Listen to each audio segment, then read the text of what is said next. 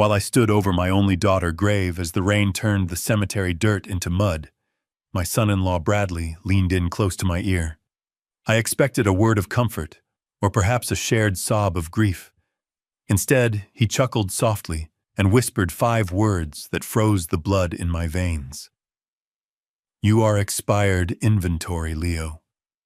Then he checked his watch and tapped away on his phone, smiling at a text message while the priest threw the first shovel of earth onto Sarah's coffin. 2 hours later, I was standing in the driveway of the mansion I had built with my own hands, watching my clothes soak in a puddle while Bradley shouted for the neighbors to hear. "Get out of my sight, old man. You are not welcome here anymore. Go die in a dumpster where trash belongs." He slammed the heavy oak door, shutting me out of the life I had financed for a decade. He thought he had won.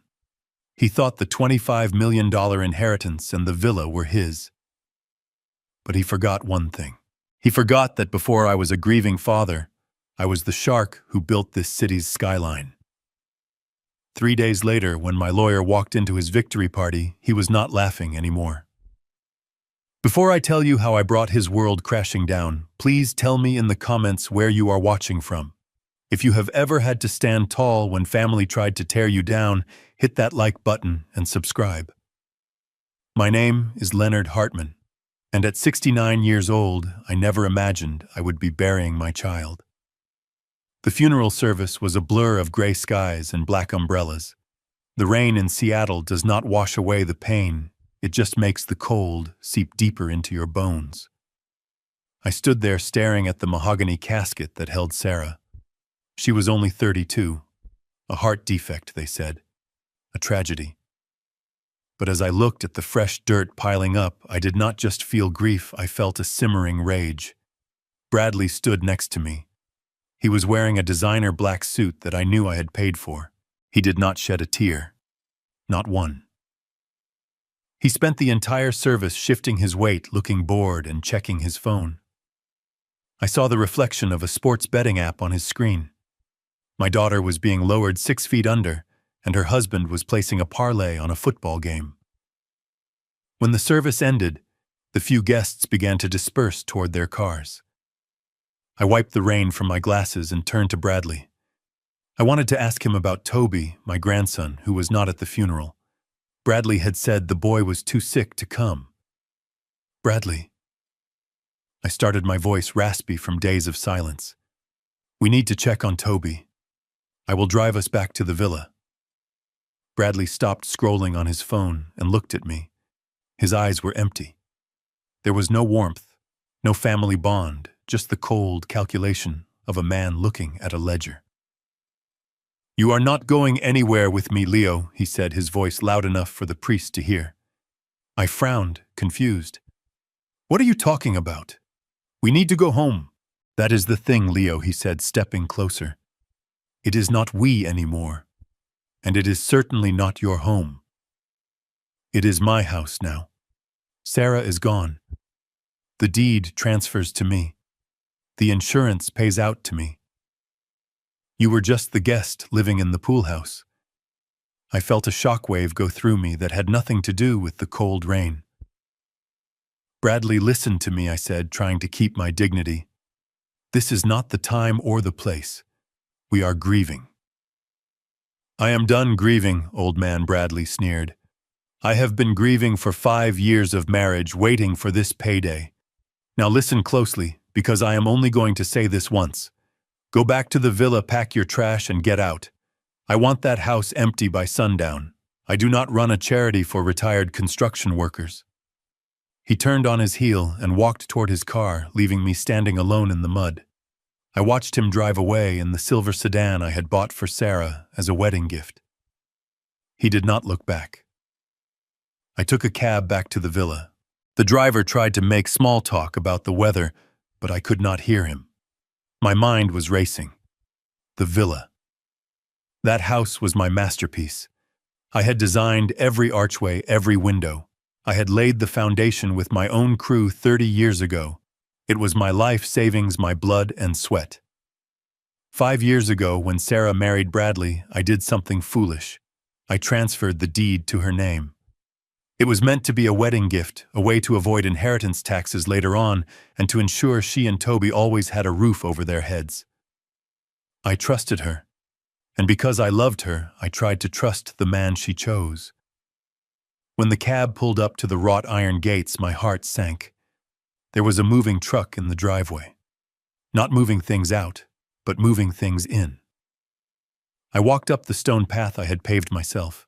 The front door was open. Inside, music was playing. Not somber music for a house of mourning, but loud, upbeat jazz. I stepped into the foyer. My bags were already there. 3 suitcases piled haphazardly near the door. Standing in the middle of the living room was Bradley holding a glass of my vintage scotch. Next to him was a woman I had never seen before. She was young, perhaps 25, with dyed blonde hair and a dress that was far too tight for a funeral reception. "Who is this?" I asked, my voice echoing off the high ceilings. Bradley took a sip of the scotch and smiled. "This is Monica. She is moving in. We are going to redecorate. Sarah had terrible taste, do not you think? Too much antique wood. We want something modern." Monica giggled and ran her hand along the back of the velvet sofa Sarah had loved. "It is a bit dusty," she said, wrinkling her nose. "But it has potential, babe." My hands clenched into fists at my sides. My daughter had been in the ground for less than 3 hours. "Get out," I said, my voice low and dangerous. "Both of you. This is my house." Bradley laughed. It was a dry, cruel sound. "Check the public records, Leo. It is my house. Sarah died without a new will. The state gives everything to the spouse. That is me. You are just a squatter." He set the glass down on the mantelpiece, leaving a wet ring on the wood. Then he walked over to me. He was younger, taller, and stronger, but he had never worked a day of hard labor in his life. I had built skyscrapers. I did not fear him physically, but I feared what he represented. Total erasure. "Grab your bags, Leo," he said, pointing to the door. "I am not leaving without Toby," I stated firmly. "Where is my grandson?" Bradley rolled his eyes. "The brat is in his room, and he stays here. He is my son. You have no legal rights to him. If you try to take him, I will call the cops and have you arrested for kidnapping. Do not test me, Leo. I have the law on my side." I looked up the stairs toward Toby's room. I wanted to run up there to grab the boy and flee. But I knew Bradley was right about one thing. The law was a blunt instrument, and right now he held the handle. If I got arrested, I could not fight for Toby. I had to be smart.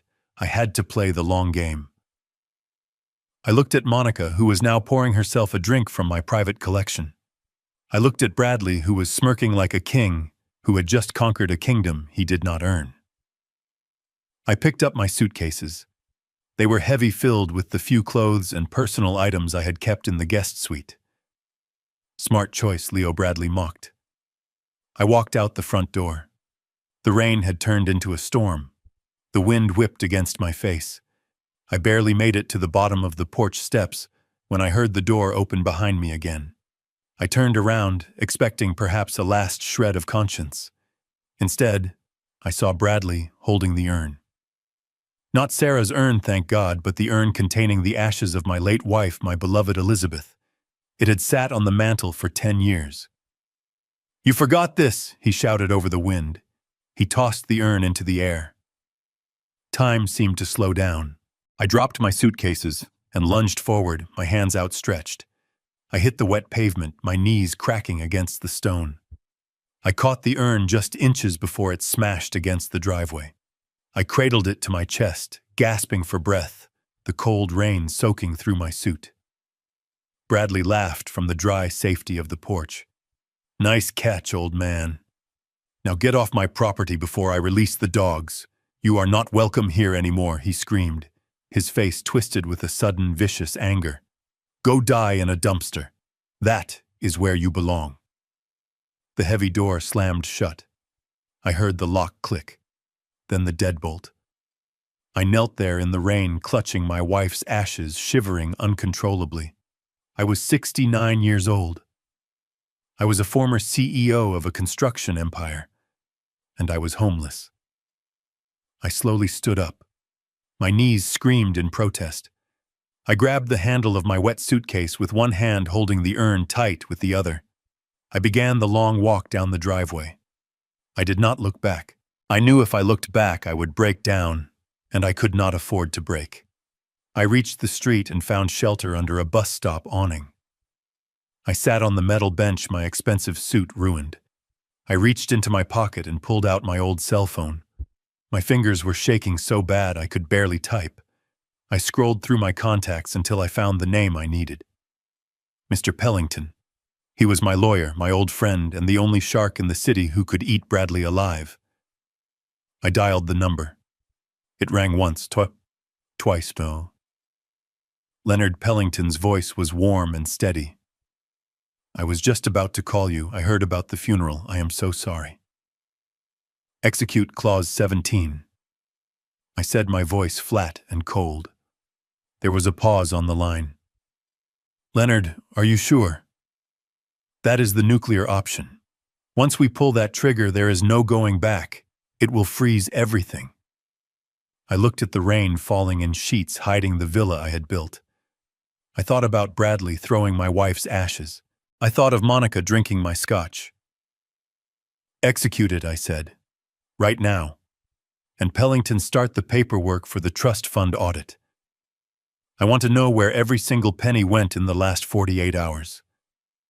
I will get the team on it immediately, Pellington said. Where are you, Leonard? Do you need a place to stay? I lied. I am fine. I checked into a hotel. Just get it done. I hung up. I did not have a hotel. I walked to the nearest motel, a rundown place with a neon sign that buzzed and flickered. The clerk was behind bulletproof glass. Room for one night, I said, pulling out my credit card. The black card. The one with a $50,000 limit. The clerk swiped it. He frowned. He swiped it again. Declined, he said, sliding it back under the glass. That is impossible, I said. Try it again. It says card inactive, reported lost or stolen. The clerk said, looking at me with suspicion. You got cash, old man. I checked my wallet. I had $40. Not enough for a room. Bradley. He had moved faster than I anticipated. When Sarah opened the joint accounts for the household expenses, she had added me as a secondary user to help manage the bills. But the primary account holder was her. And now it was him. He had canceled my cards. I walked out of the motel lobby. The reality of my situation hit me like a physical blow. I had millions in assets, but they were tied up in trusts, investments, and properties that takes days to liquidate. My liquid cash was in that joint account. I had become complacent. I had trusted my family too much. I spent that night at the bus station. I found a corner away from the wind. I wrapped my suit jacket around the urn, protecting it. I curled up on the hard plastic bench, trying to stop my teeth from chattering. As I lay there, surrounded by strangers and the smell of exhaust fumes, my mind drifted back to 2 weeks ago. To the hospital room. The memory was vivid. The smell of antiseptic. The beeping of the monitors. Sarah looked so small in that hospital bed, her skin pale, her breathing shallow. I was sitting by her side, holding her hand. Bradley was not there. He was out getting coffee, he said. He had been getting coffee for 3 hours. Dad, Sarah had whispered, her voice barely audible. I am here, sweetheart, I had said, leaning in. I made a mistake, she said, a tear rolling down her cheek. What do you mean, honey? Bradley, she choked out. He does not look at me anymore. He only looks at the bank statements. I found the emails, Dad. The gambling debts. He owes bad people. I felt a cold dread in my stomach. How much, Sarah? Millions, she wept. He is waiting, Dad. He is waiting for me to go so he can sell the villa. He talks about it on the phone when he thinks I am asleep. He says the old man will be easy to get rid of. I squeezed her hand. Why didn't you tell me sooner? We can fix this. I can call Pellington. We can change the will. I tried, Sarah gasped in pain. I tried to call the lawyer yesterday. Bradley took my phone. He said I was delusional from the meds. Dad, please. Protect Toby. Do not let him take Toby. I promise, I said, my voice trembling with rage. I promise you, Sarah. Then the alarms on the monitor started blaring. Nurses rushed in. They pushed me out of the room. That was the last time I spoke to her. She died 4 hours later. Bradley arrived 10 minutes after she passed, holding a Starbucks cup, looking surprisingly awake and calm. I snapped back to the present. The bus station was cold. A janitor was mopping the floor near my feet. I sat up, my joints stiff and aching. I checked my phone. It was 6 a.m. A notification popped up from my bank app. Not the joint account, but my personal retirement savings account, the one I had kept separate, or so I thought. Alert balance update. $0. I stared at the screen. My heart stopped. 0. I tapped frantically on the transaction history. A transfer had been made at 9 a.m. yesterday. The recipient was an offshore shell company. The authorization code used was my old medical power of attorney. Years ago, when I had a minor stroke, I had signed a durable power of attorney, giving Sarah access to my retirement funds in case I was incapacitated. It was meant to be used only for medical emergencies. The document had never been revoked because I trusted my daughter. Bradley had found it. He had used his status as Sarah's executor to activate it, claiming I was mentally unfit, or perhaps simply using the digital credentials he had stolen from Sarah's password manager. He had stripped me clean. I sat there on the dirty bench laughing, a dry, humorless laugh that made the people nearby move away. He had left me with nothing. No home, no cash, no savings. I stood up. I walked to the bathroom and splashed cold water on my face. I looked in the mirror. The man staring back was tired. His eyes were red. His suit was wrinkled and stained. He looked like a victim. But looks are deceiving. Bradley had made one critical mistake. He thought money was the only source of power. He thought that by taking my checkbook, he had taken my teeth. He did not know about the dead man's switch Sarah and I had discussed in hushed tones years ago before she even met him. A safety protocol embedded in the original trust of the construction company. A protocol that did not rely on bank balances but on operational control. And he certainly did not know about what I had seen in the background of a video call Toby had made to me a week ago.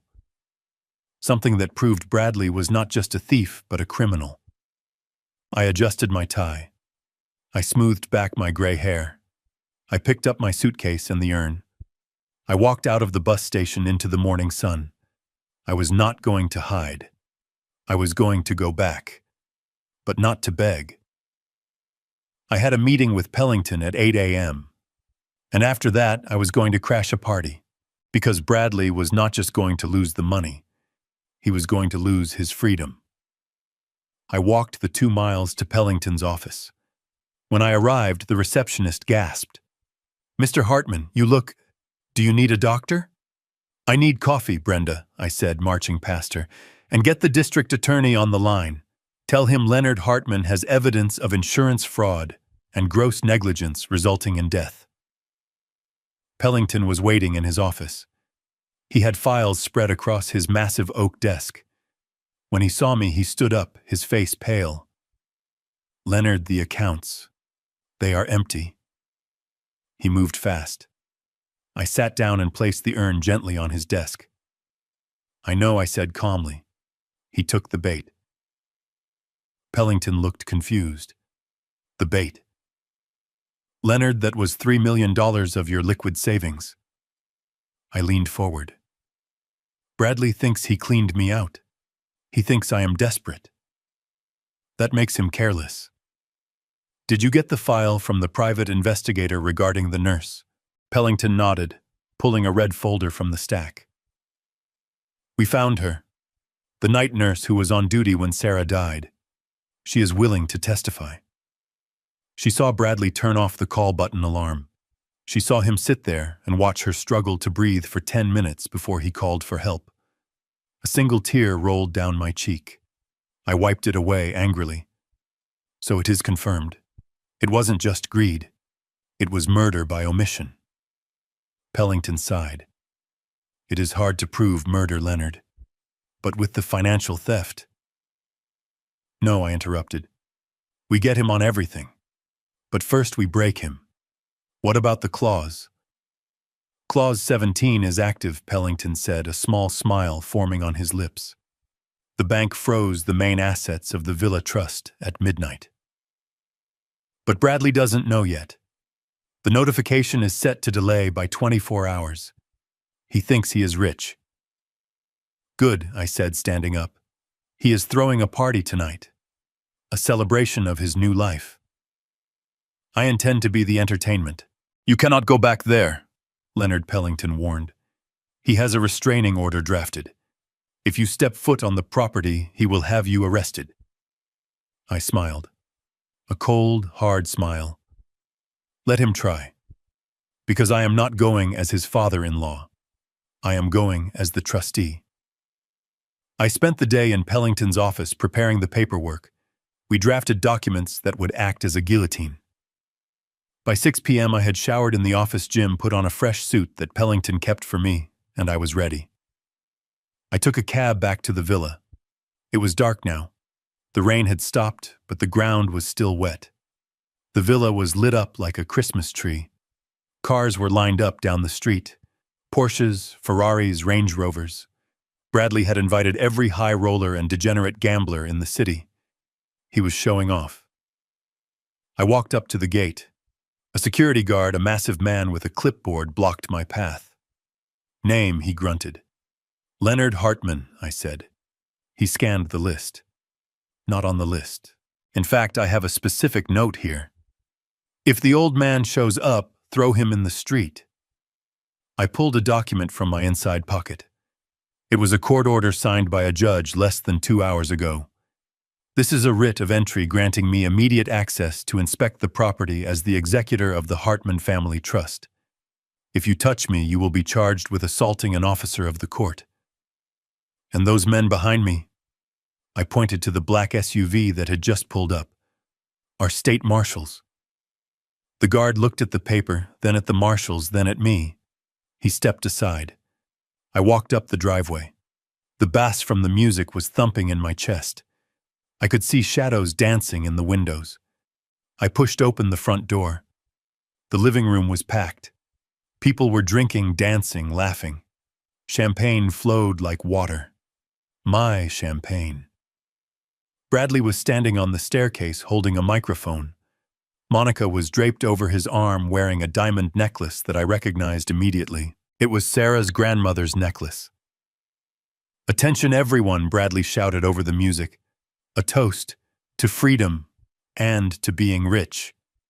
The crowd cheered. I stepped into the light. Enjoy it, Bradley, I said, my voice booming, because the bill is due. The room went silent. The music cut out. Everyone turned to look at me.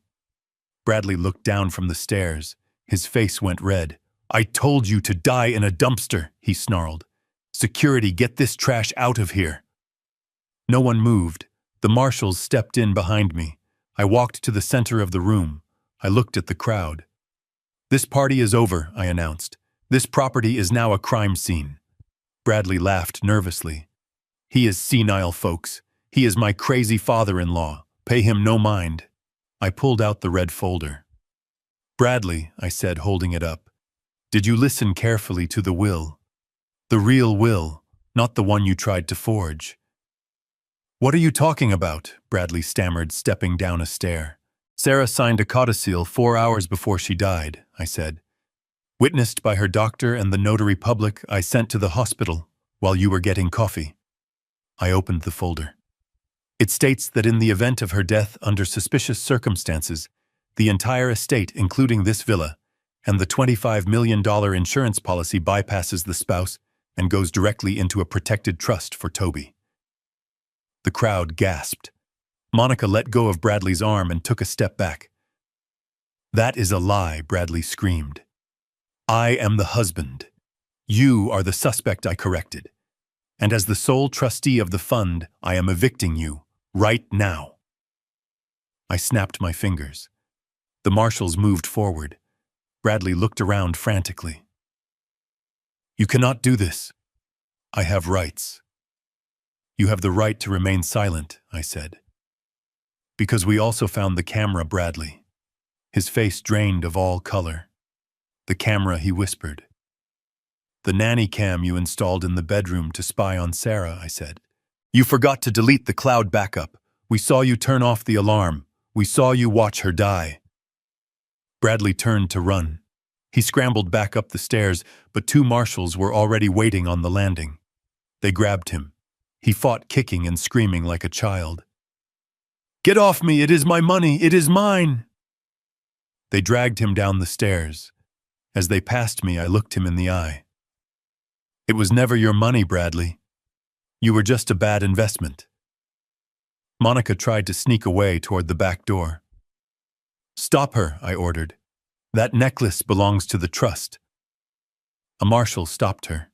She hurriedly unclasped the diamonds and dropped them into his hand before running out into the night. The guests scattered like cockroaches when the lights come on.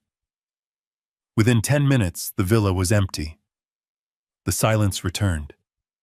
But this time it was not the silence of grief.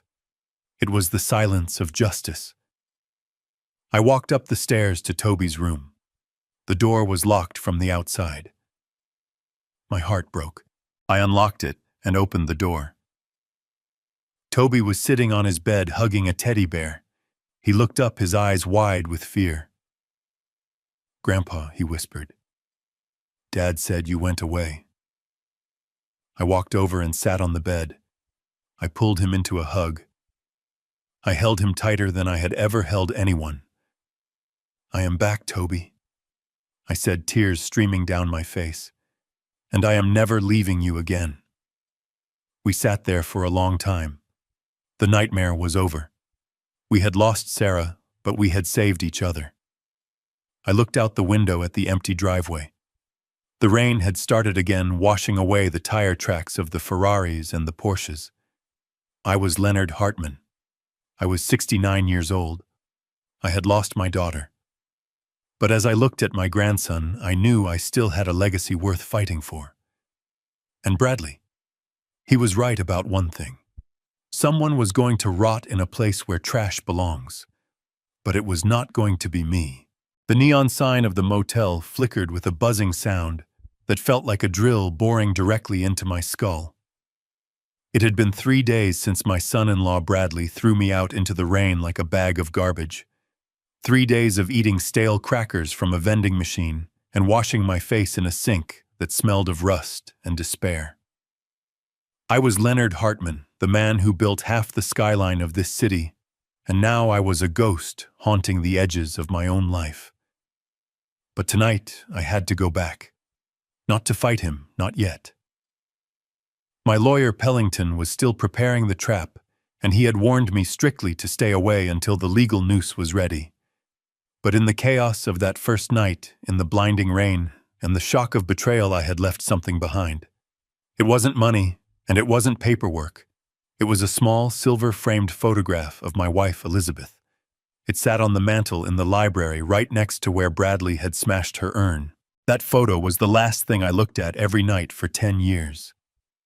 Leaving it there in that house with those vultures felt like abandoning her all over again. I spent my last few dollars on a bus ticket that got me to the bottom of the hill. I walked the rest of the way up the winding road that led to the estate. My legs burned. At 69 years old, sleeping on a lumpy mattress does not do wonders for your joints. But the physical pain was a distraction from the rage simmering in my gut. As I crested the hill, the villa came into view. My breath hitched in my throat. It looked like a carnival. The wrought iron gates which I had designed to offer privacy and dignity were wide open. A line of cars stretched down the block. Ferraris, Lamborghinis, customized SUVs with tinted windows. The bass from the music was so loud, I could feel it vibrating in the asphalt under my worn-out shoes. I crept closer, sticking to the shadows of the large oak trees lining the driveway. The house was lit up in a way I had never allowed. Purple and pink strobe lights flashed from the living room windows, casting chaotic shadows across the lawn. I saw people's shadows dancing, drinking, spilling out onto the terrace. Then I saw her. Monica. The woman Bradley had moved in before my daughter's body was even cold. She was standing on the balcony above the main entrance holding a champagne flute.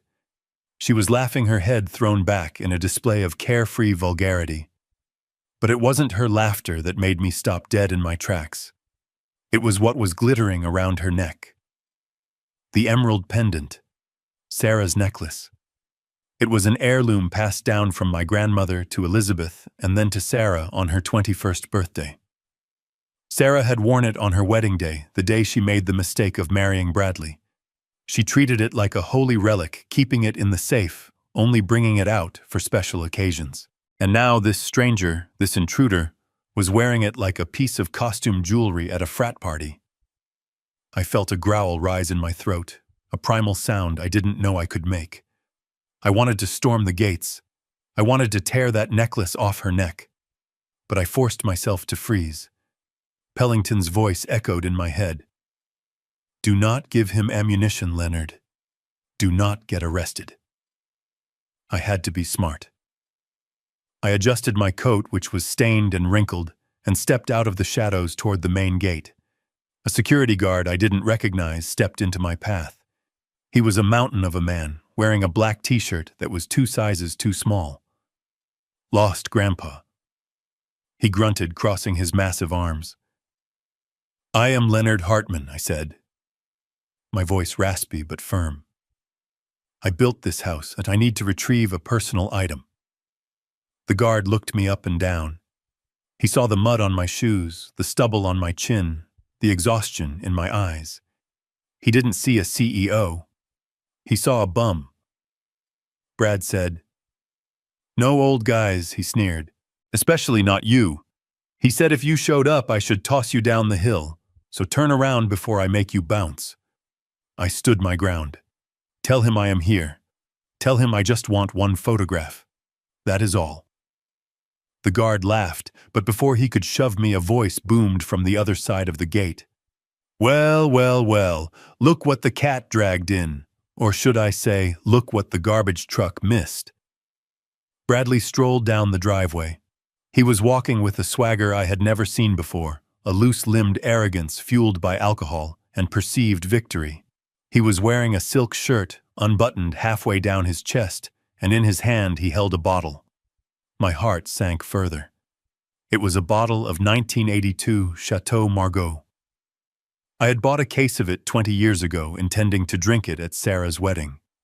I had opened one bottle then. The rest were saving for special milestones. My retirement.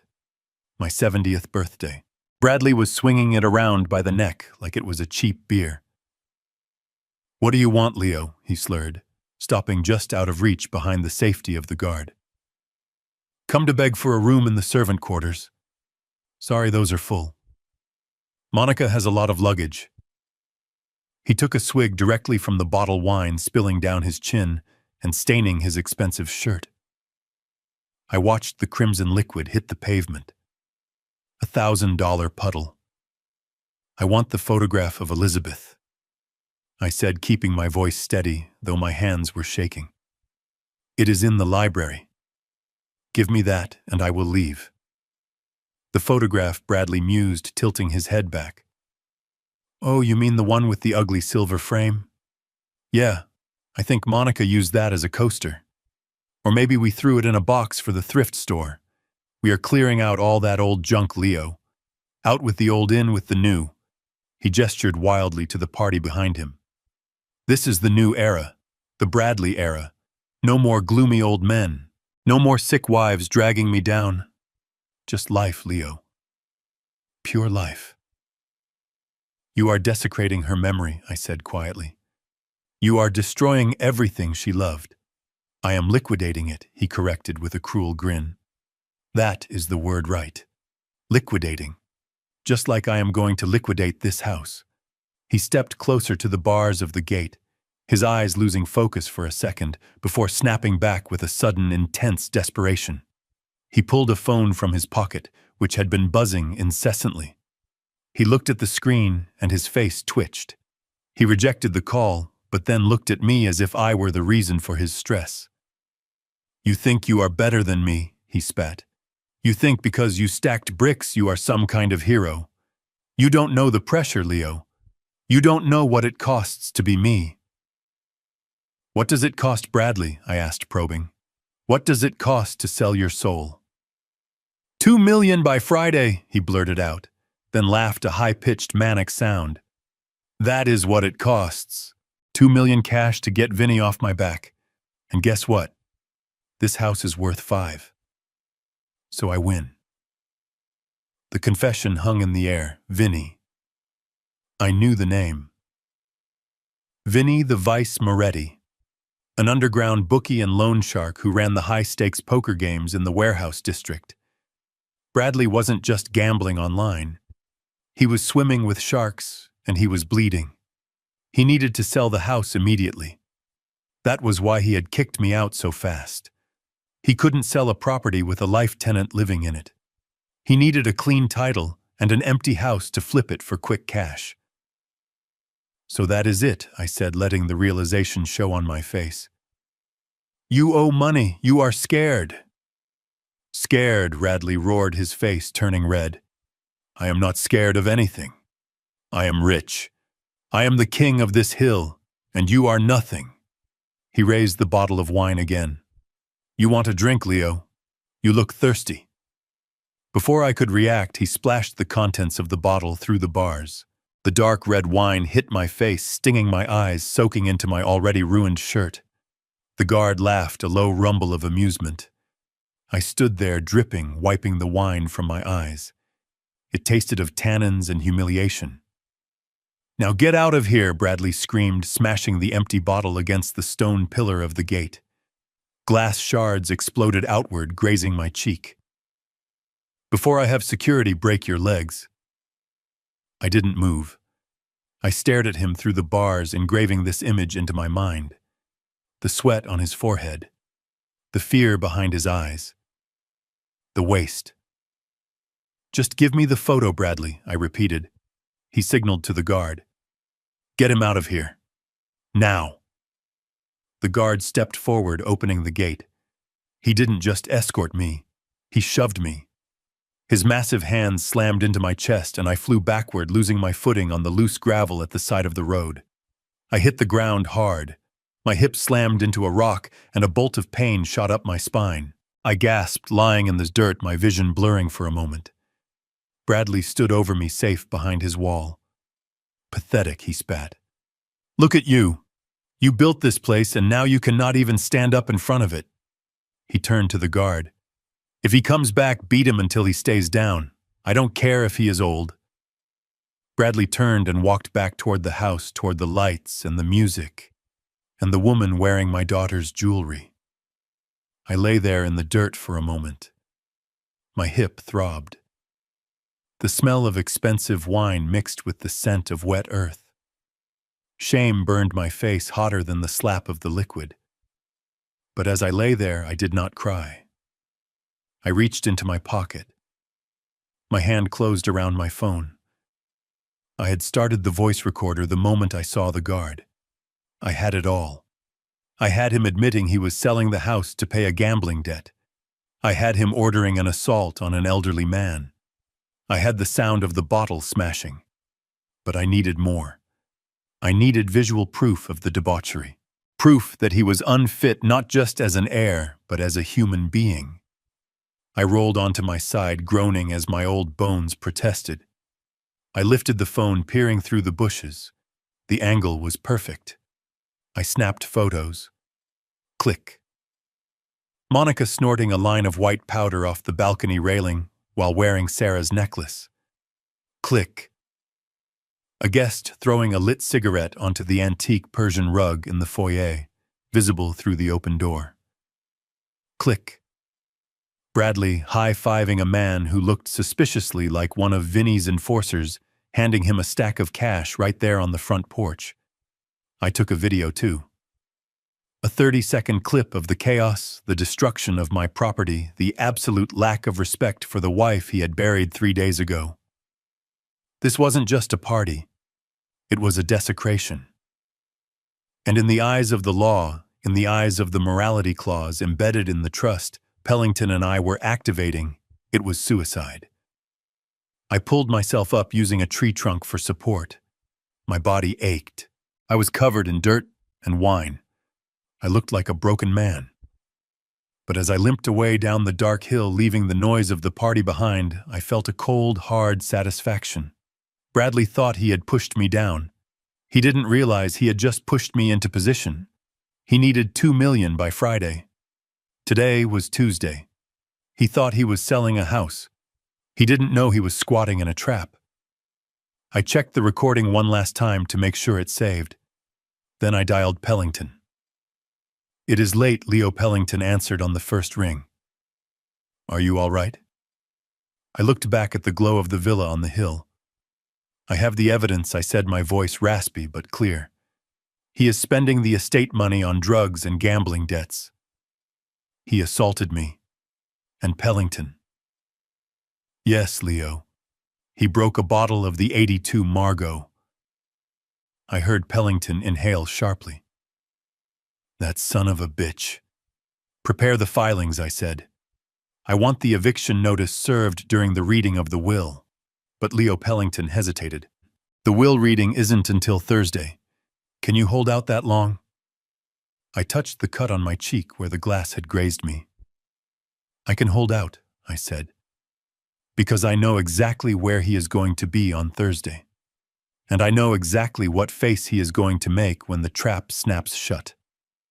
I hung up and continued walking into the night. I didn't have my wife's photograph, but I had her memory, and soon I would have her justice.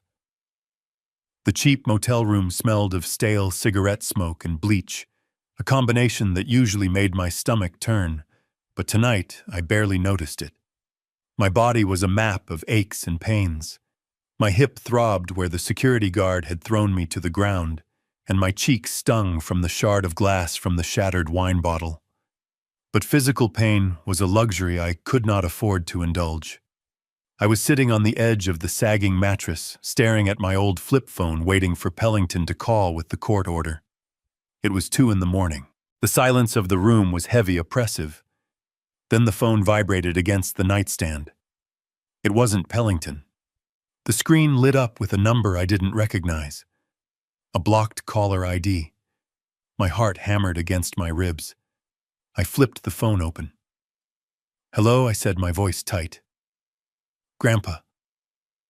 The whisper was so faint I almost missed it. It sounded like a ghost.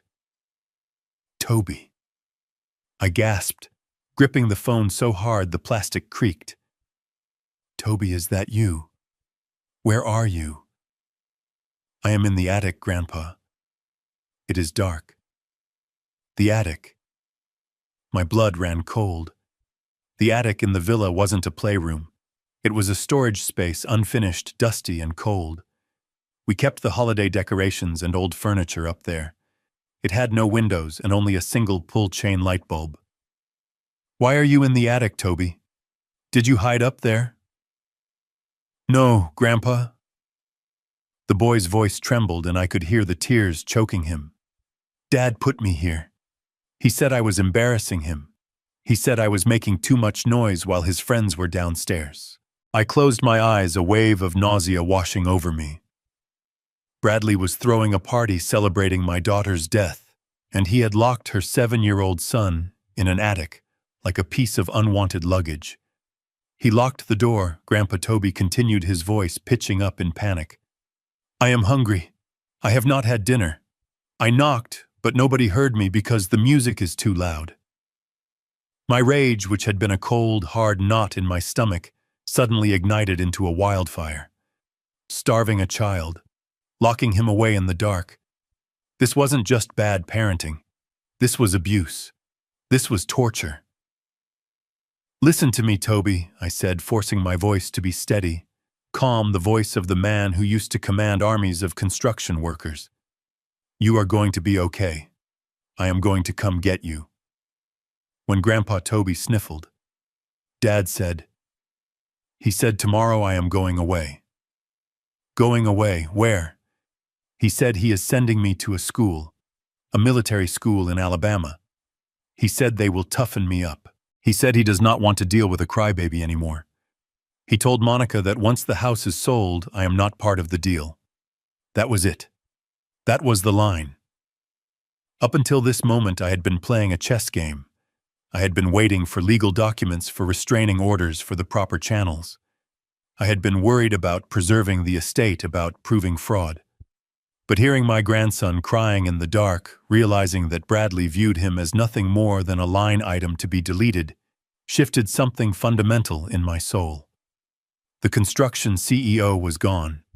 The grieving father was gone. In their place was something primal, a predator protecting its young. "Toby, listen to me carefully. Is there water up there? There is a bathroom in the hallway, but the door is locked. I cannot get to it." "Okay, do not panic. You are a Hartman. You are strong like your mother. I want you to find the old sleeping bags in the corner. Wrap yourself up warm. Can you do that for me?" "Yes, Grandpa. I am coming, Toby. I promise you on my life, I am coming. Do not be scared of the dark. The dark is where we hide until we are ready to fight." I hung up the phone. My hand was shaking, not from fear, but from the sheer adrenaline coursing through my veins. I didn't care about the restraining order.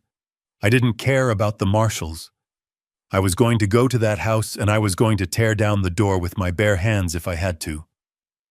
I grabbed my coat and rushed out of the motel room into the cool night air. I dialed Pellington as I ran toward the main road, desperately looking for a cab. "Leonard."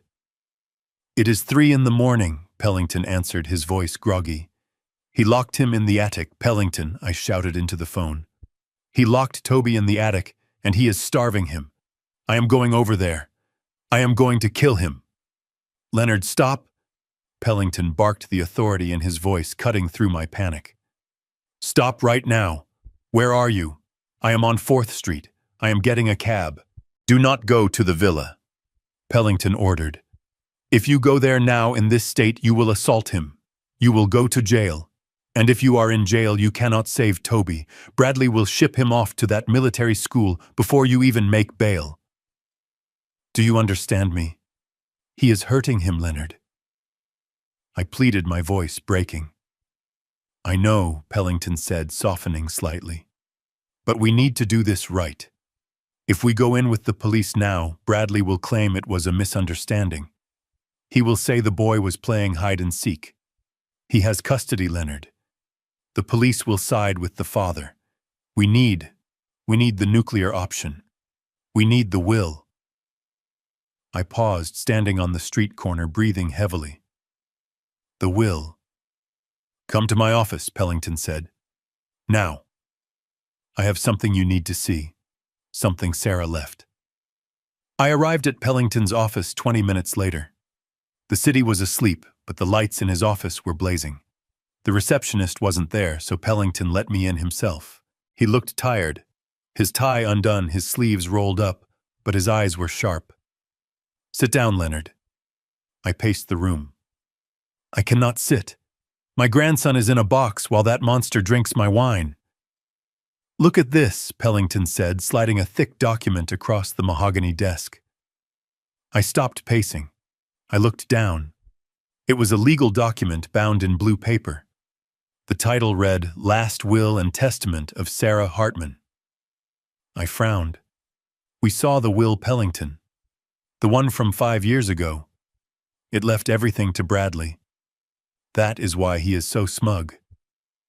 That is the will Bradley knows about, Pellington said, a small, tight smile appearing on his face. This is the will he does not know about. I picked it up. The date was from 2 months ago. She came to me, Leonard Pellington explained. She was scared. She suspected Bradley was gambling with the household accounts. She didn't want to worry you because you were dealing with your own health issues at the time. So she did the responsible thing. She created a safety net. I flipped through the pages. The legalese was dense, but Pellington guided me. Look at Section 4, Paragraph B. I read it. My eyes widened. In the event of my death, the entirety of my estate, including real property, cash assets, and life insurance proceeds, shall be placed into the Toby Hartman Trust. It bypassed him completely, I whispered. Keep reading, Pellington urged. I scanned down the page.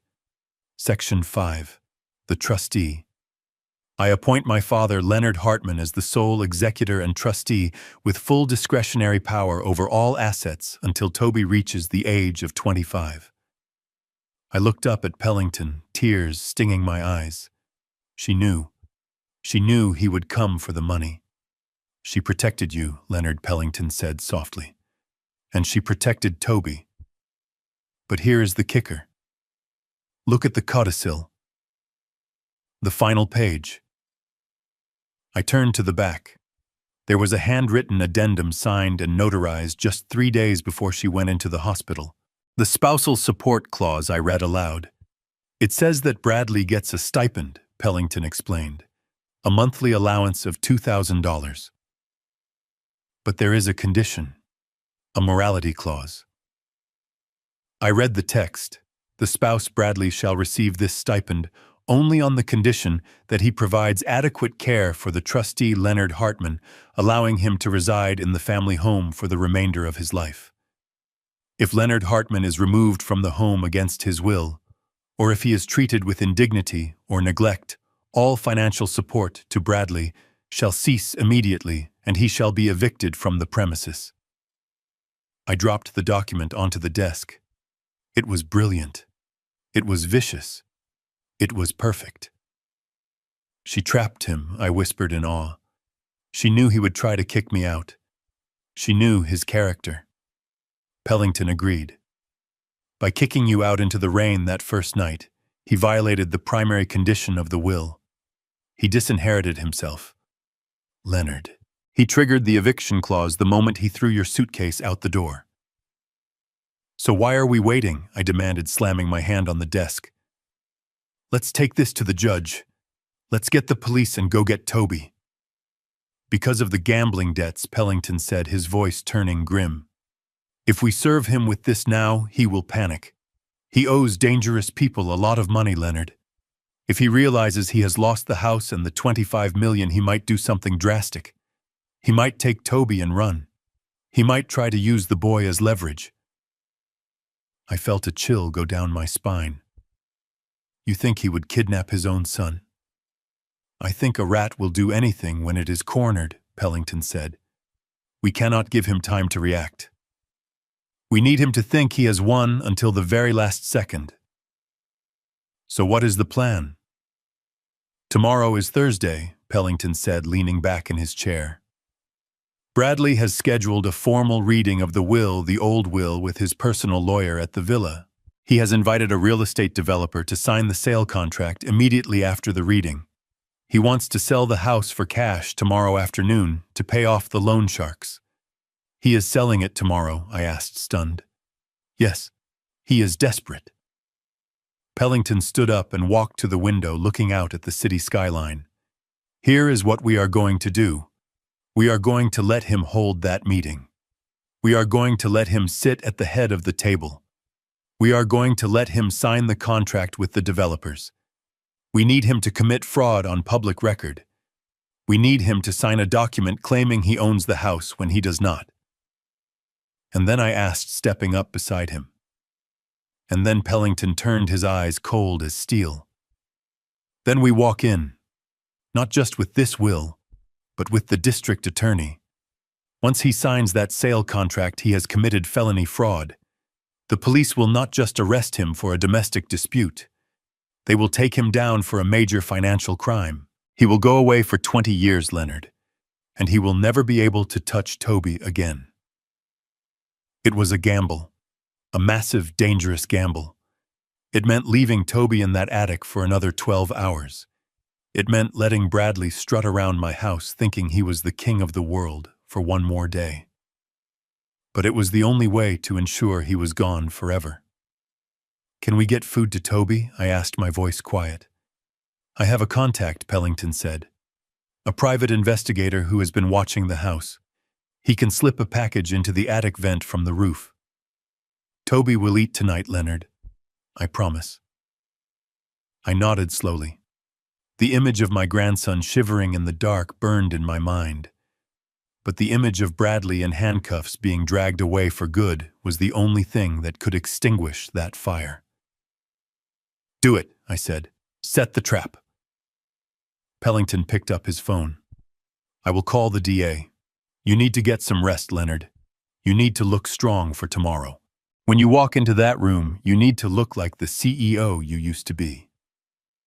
"I am not sleeping," I said, picking up the will and holding it like a shield.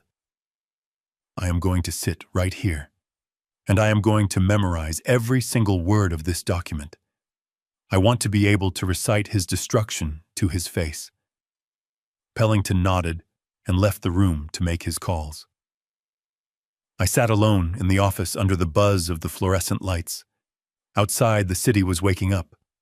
People were going about their lives unaware that in a mansion on the hill, a little boy was waiting for his grandfather. I closed my eyes and whispered into the empty room. "Hold on, Toby.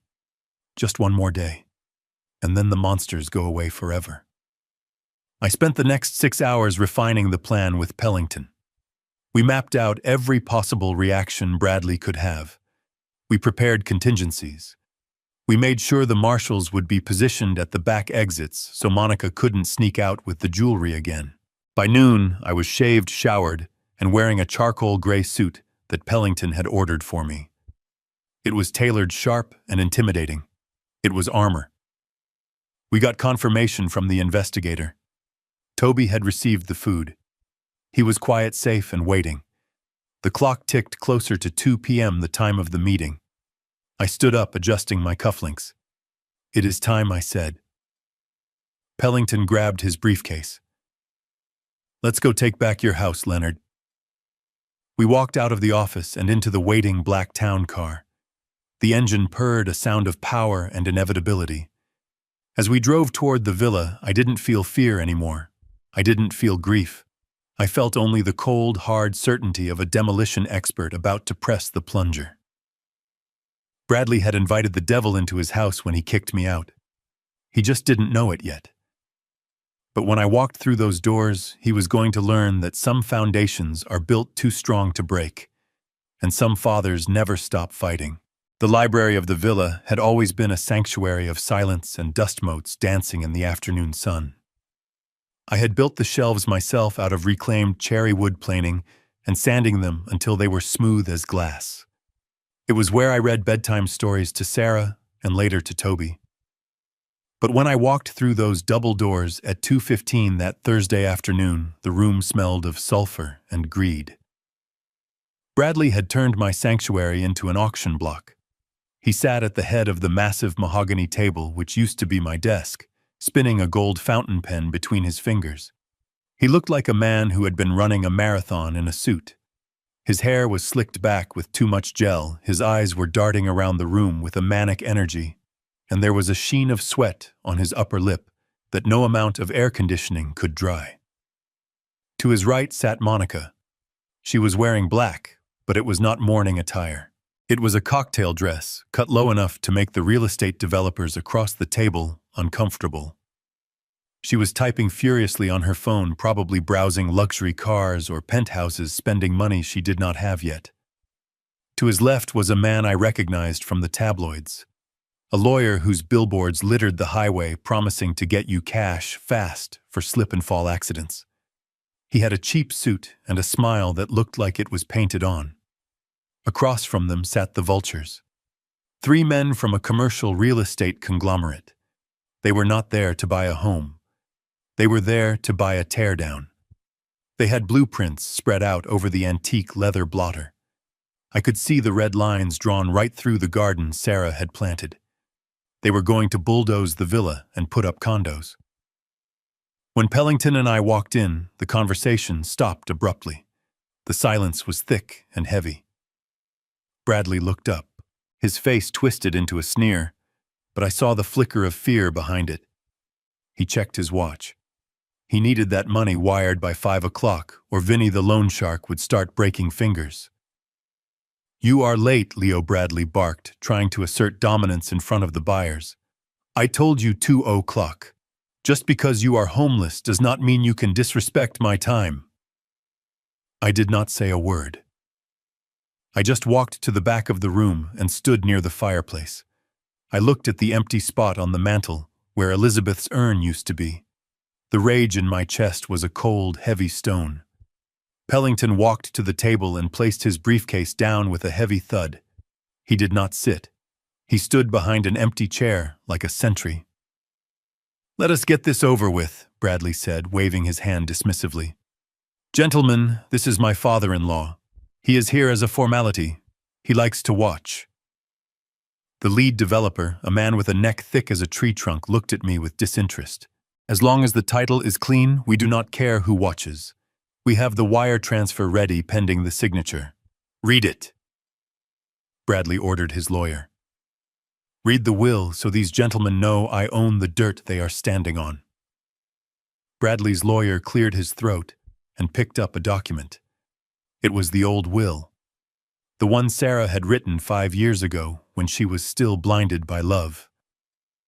"I, Sarah Hartman, being of sound mind and body, hereby bequeath my entire estate, including the property known as the Hartman Villa, all cash assets, and the proceeds of my life insurance policy to my lawful husband, Bradley." Bradley slammed his hand on the table triumphantly. "Did you hear that, Leo? Entire estate. That means the bricks, the furniture, the land, and the money. It is all mine, every single cent." He stood up and walked over to me.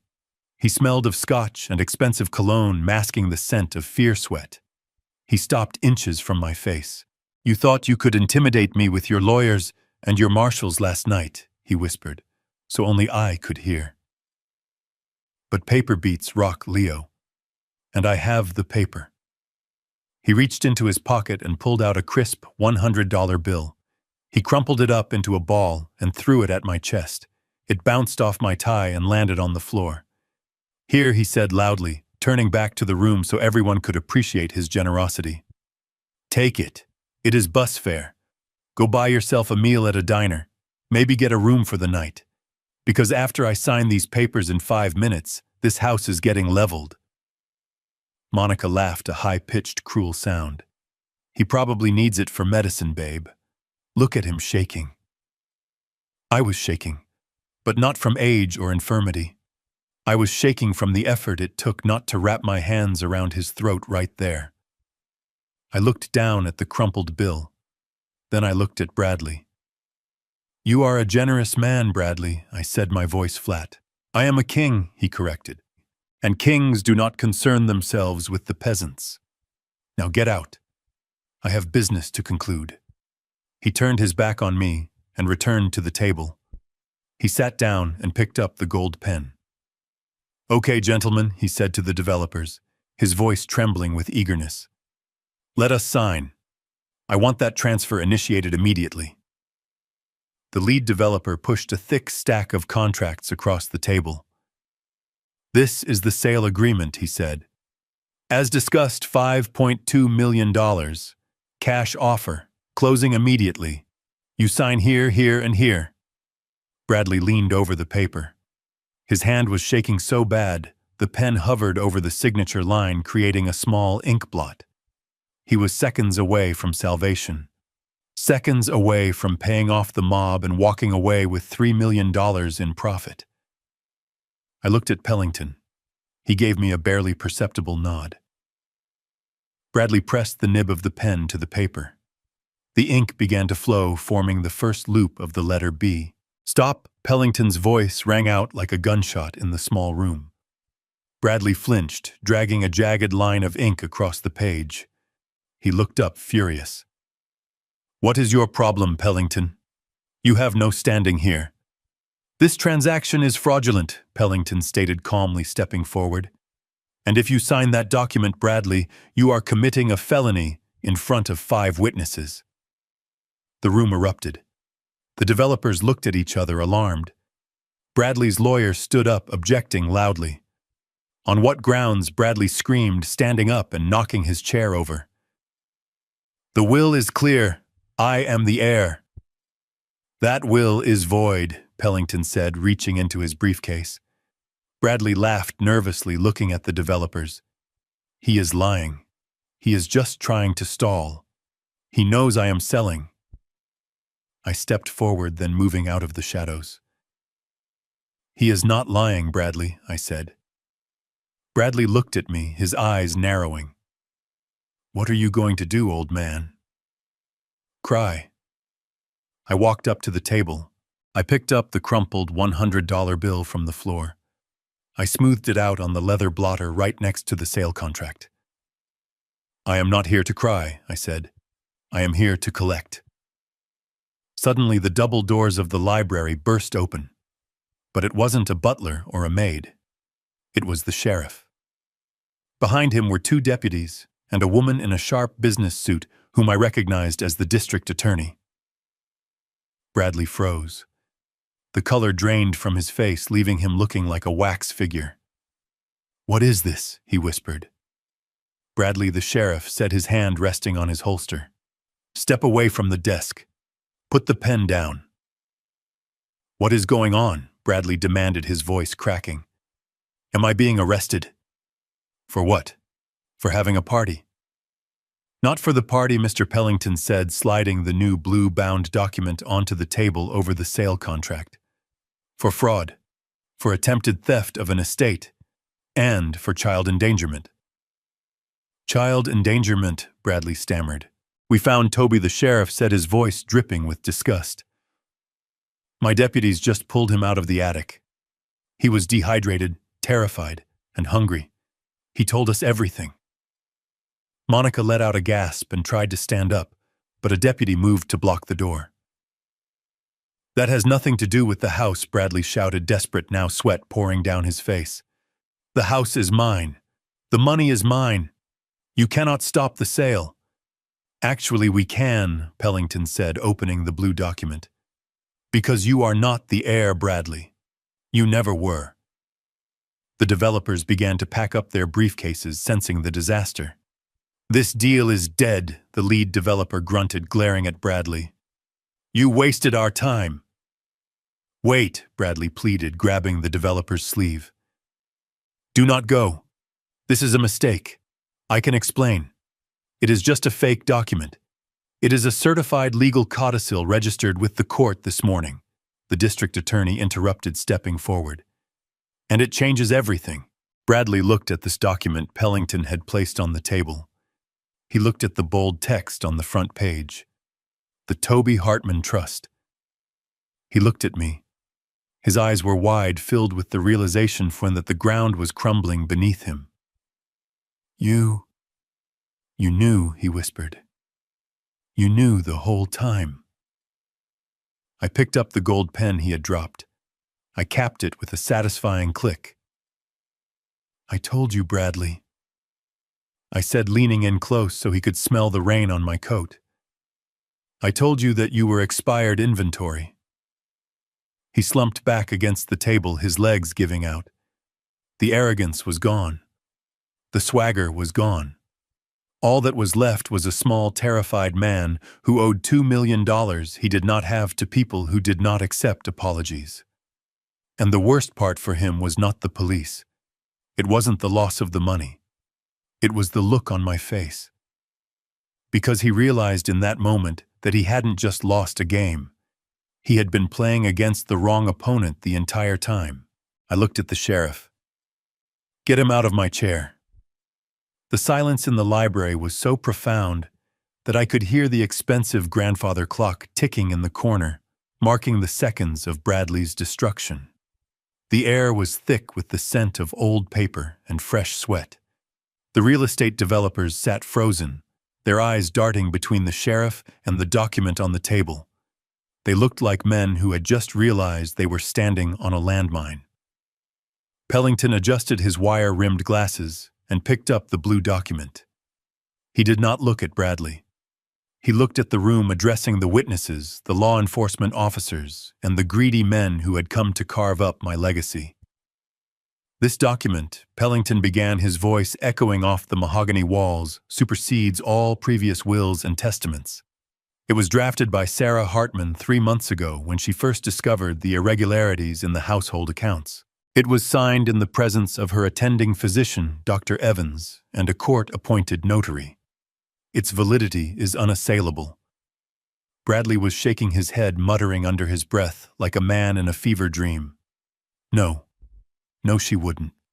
She loved me. Pellington ignored him and began to read. I, Sarah Hartman, hereby revoke all former wills and codicils regarding the disposition of my assets, including the property located at 4500 Highland Drive known as the Villa, and the proceeds of my life insurance policy in the amount of $25 million, I hereby establish the Toby Hartman Irrevocable Trust. 25 million, Bradley gasped. The number seemed to hit him harder than the presence of the police. He grabbed the edge of the table, his knuckles turning white. Pellington continued, his tone relentless. All assets are to be transferred immediately into this trust. The beneficiary is my son, Toby Hartman. However, due to his minority status, the trust requires a guardian and a trustee to manage these funds and to ensure the physical and emotional well-being of the beneficiary. Bradley looked up, hope flickering in his desperate eyes.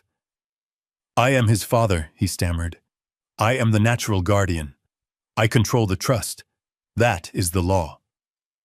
Pellington lowered the paper slowly and looked Bradley in the eye. Let me finish, Mr. Hartman. He raised the document again. Due to evidence of financial mismanagement, gambling addiction, and emotional instability exhibited by my husband Bradley, I explicitly disqualify him from serving as trustee or guardian of the estate. Instead, I appoint the only man who has ever built a stable foundation for this family. I appoint my father, Leonard Hartman, as the sole trustee and legal guardian of Toby Hartman, with full and absolute control over the $25 million and the villa. The lead developer stood up abruptly, his chair scraping loudly against the floor. We are done here, he said, looking at Bradley with pure disgust. You tried to sell us a property you do not own. You tried to sell us a trust fund asset. Do you know that is a federal crime, son? Wait, Bradley screamed, lunging across the table to grab the developer's arm. Do not walk away. We can fight this. The old man is incompetent. He is homeless. He cannot be a guardian. The sheriff stepped forward, his hand resting heavily on Bradley's shoulder, forcing him back into his seat. Sit down, Bradley. Mr. Pellington is not finished. I watched Bradley collapse into the leather chair. He looked small. The suit I had paid for looked too big for him now. He looked at me, and for the first time I did not see arrogance. I saw terror. He realized that the money was gone. The $25 million he had probably already promised to the loan sharks was gone. But Pellington was right. He was not finished. He turned the page of the will. The sound of the crisp paper turning was like the sound of a blade being sharpened. There is one final section, Pellington said. We call this a conditional bequest. Sarah wanted to give you a chance, Bradley. She wanted to believe that despite your flaws, you might still have a shred of decency left in you. So she included Clause 17. Bradley looked up, sweat dripping down his nose. Clause 17. Pellington nodded. It states that Bradley Hartman may continue to reside in the villa and receive a monthly stipend of $2,000 from the trust on one specific condition. $2,000, Bradley whispered. That won't even cover my car payment. It is a generous offer, considering you have never earned an honest dollar in your life, I interjected. Pellington held up his hand, silencing us. The condition is this, Pellington read. Bradley Hartman must provide care and shelter for my father, Leonard Hartman. Leonard shall be granted a life estate in the villa, meaning he has the right to live there for the rest of his natural life. If at any point Leonard Hartman is removed from the property against his will, or if he reports any mistreatment, or if he is made to feel unwelcome in the home he built, then this conditional bequest is immediately null and void. The room went deadly quiet. I looked at Bradley. I watched the gears turning in his head. I watched the memory of 3 days ago crash into his present reality. He remembered the rain. He remembered throwing my suitcase into the mud. He remembered screaming, "You are not welcome here anymore." He had not just been cruel. He had been legally suicidal. Pellington closed the folder with a finality that sounded like a coffin lid slamming shut. By kicking Leonard out 3 days ago, immediately following the funeral, you violated the primary condition of the clause, Pellington stated, his voice devoid of sympathy. You triggered the disinheritance mechanism yourself, Bradley. You pulled the trigger. Bradley stared at me, his mouth opening and closing soundlessly. You set me up, he wheezed. Sarah set you up, I corrected, walking closer to him until I was looming over the chair. She knew you, Bradley. She knew that the moment she was gone, you would try to erase me. She knew your greed was bigger than your brain. She bet $25 million that you would be a monster. And you won that bet for her. Bradley turned to the district attorney, desperation clawing at his throat. I didn't know he pleaded. I didn't know about the clause. You can't hold me responsible for a rule I didn't know existed. I will let him back in. Look, he is here now. He can have his room back. He can have the whole upstairs. Just give me the stipend. Give me access to the trust. The DA looked at him with a cold, professional glare. Ignorance of the law is not a defense, Mr. Hartman, and frankly, your actions over the last week go far beyond violating a will. We have the testimony from the bank regarding the fraudulent transfers from Leonard's retirement account. We have the evidence of child endangerment regarding Toby. You effectively forfeited your parental rights when you locked a 7-year-old boy in an attic without food so you could throw a party. Parental rights. Bradley whispered, the color draining from his face completely. Yes, Pellington said. Because you violated the morality clause and endangered the child, Leonard is now the sole legal guardian of Toby. You have no home.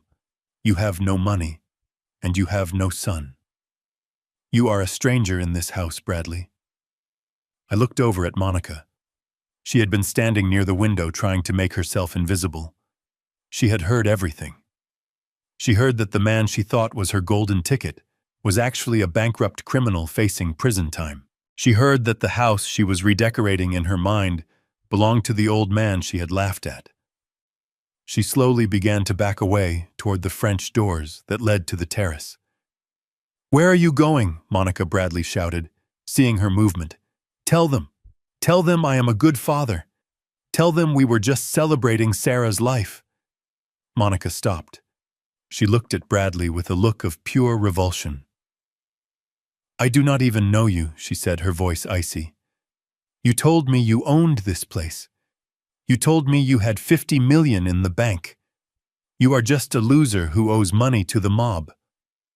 She reached up and unclasped the diamond necklace, my daughter's necklace. She didn't hand it to Bradley. She threw it on the floor. "I am out of here," she spat. "Do not call me. Vinny is going to be looking for you, and I do not want to be anywhere near you when he finds you." She opened the door and ran out into the afternoon sun, leaving Bradley alone in the wreckage of his own making. Bradley looked at the necklace on the floor. Then he looked at the sheriff. Then he looked at me. The reality of his situation finally hit him. The loan sharks were expecting $2 million by tomorrow. He had nothing. He had less than nothing. He had a prison sentence waiting for him. He slid out of the chair and fell to his knees. It wasn't a gesture of prayer. It was a collapse. "Leo, please," he begged, tears streaming down his face, mixing with the sweat. "You can't let them take me. You know what Vinny does to people who don't pay. He will kill me, Leo, please. I am family. I was Sarah's husband." I looked down at him. I remembered him checking his sports bets at the funeral. I remembered him tossing Elizabeth's urn. I remembered Toby crying in the attic. "You stopped being family the moment you watched my daughter die and did nothing." I said, my voice hard as granite. "You are not family, Bradley. You are a trespasser." I turned to the sheriff.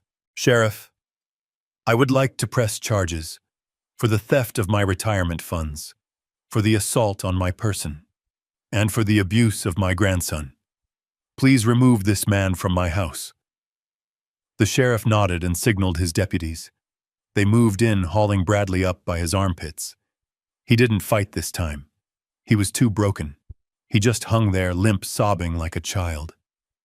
As they dragged him out of the library, past the stunned developers and the cold fireplace, he looked back at me one last time. "Help me, Leo," he wailed. "Please help me." I picked up the silver-framed photo of Elizabeth that he had thrown in a box. I dusted it off and placed it back on the mantel exactly where it belonged. I turned my back on him. "Get him out of here," I said. "I have to go feed my grandson." The doors closed. The screaming faded. The library was quiet again. Pellington let out a long breath and sat down in one of the chairs. "It is done, Leonard," he said quietly. "The house is yours. The money is secure.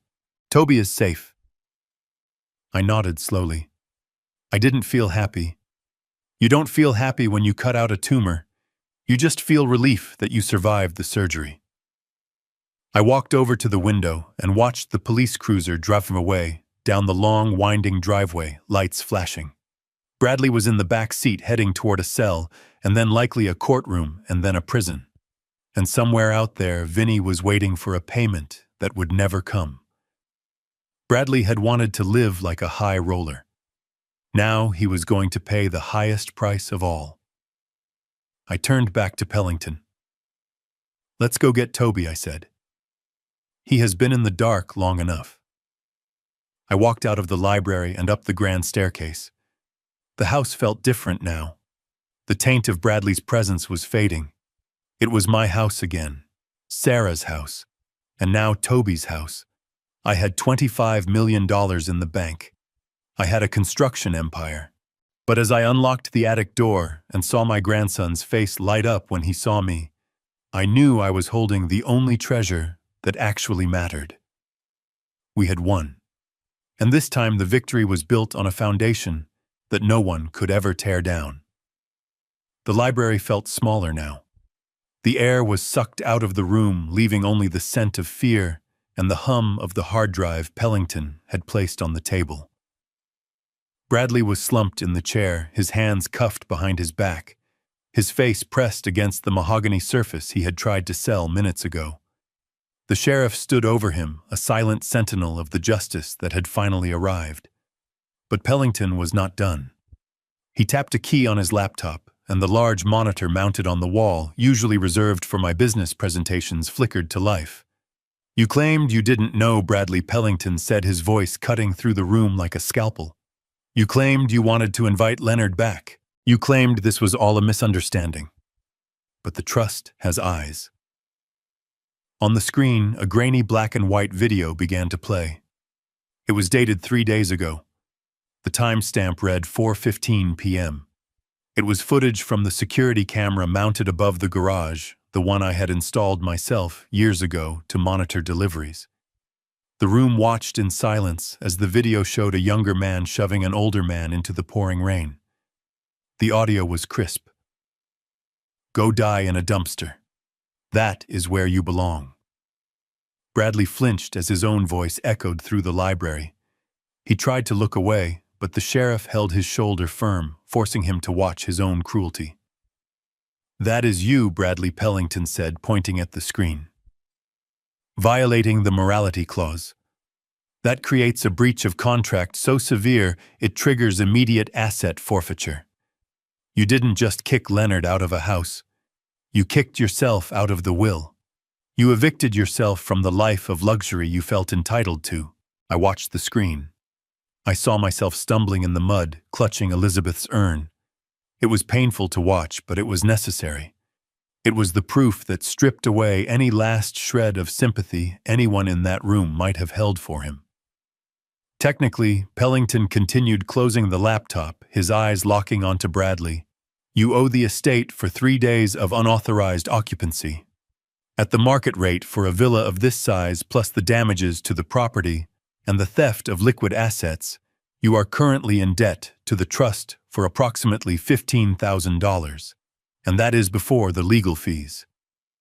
Bradley made a sound, a whimpering noise that sounded like a wounded animal, but he was about to realize that the legal fees were the least of his problems. The lead developer, who had been watching the video with a look of pure disdain, stood up. He gathered his papers, shoving them violently into his briefcase. "I have seen enough," he growled. "We do not do business with frauds, and we certainly do not do business with men who abuse the elderly. Consider the offer withdrawn. Do not contact our firm again." He marched out of the room, followed closely by his associates. The sound of their footsteps retreating down the hall was the sound of Bradley's salvation, walking out the door. The $5 million cash he needed to pay his debts had just evaporated into thin air. Bradley struggled against the cuffs, twisting his head to look at me. "Leo, wait," he begged. "Call them back. We can work something out. I can pay you rent. I can work it off. Please, Leo." I didn't answer him. I just looked at his phone, which was sitting on the table where he had left it. It started to ring. The screen lit up. The caller ID didn't show a name, just a blocked number. But we all knew who it was. It was Friday afternoon. It was collection time. "Answer it," Pellington said coldly. "Or do you want the sheriff to answer it for you?" Bradley shook his head frantically, tears streaming down his face. "No. No, do not answer it." The phone kept ringing. A shrill, demanding sound that seemed to grow louder with every second. It was the sound of consequences catching up. Finally, the ringing stopped. Then a text message appeared on the lock screen. It was short, but from where I stood I could read the preview clearly. "Time is up. We are coming." Bradley saw it too. He let out a sob, his body sagging in the chair. He knew what that meant. Vinny. The Vice was not a man who sent sternly worded letters. He sent men with baseball bats. And then the final domino fell.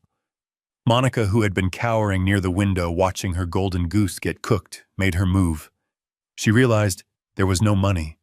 There was no house. There was only a man going to prison who owed money to the mob. She walked over to Bradley. He looked up at her, hope flickering in his eyes for a brief second, thinking perhaps she would comfort him. "Baby," he whispered. "Call my brother. Tell him I need bail." Monica looked down at him with a sneer that curled her lip. "Your brother is broke, Bradley," she said, her voice dripping with venom. "And so are you. You promised me Paris. You promised me a penthouse. You are nothing but a liar." She reached down. I thought she was going to slap him. Instead, she grabbed his wrist.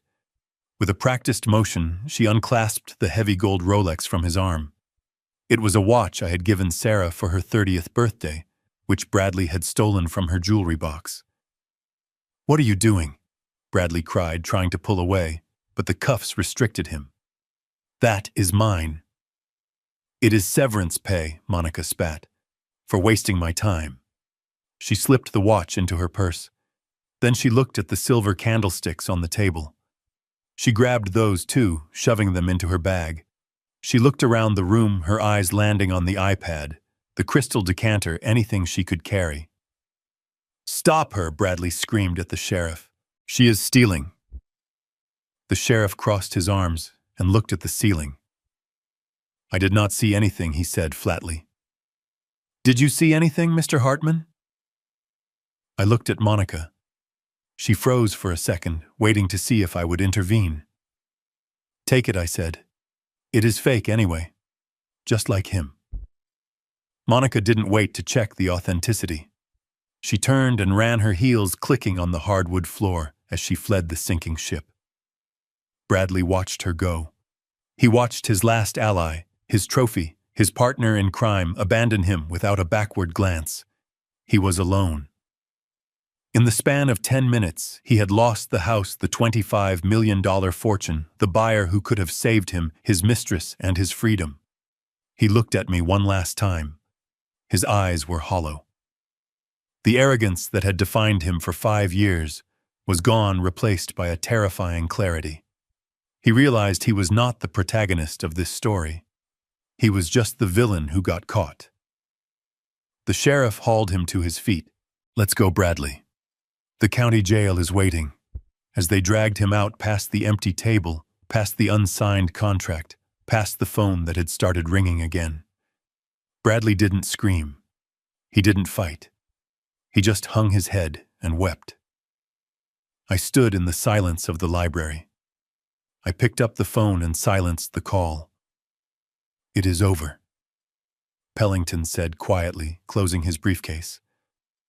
Not yet, I said, looking toward the ceiling, toward the attic, where a little boy was waiting. It is just beginning. I turned my back on the empty room and walked out to find my grandson. The house was finally clean.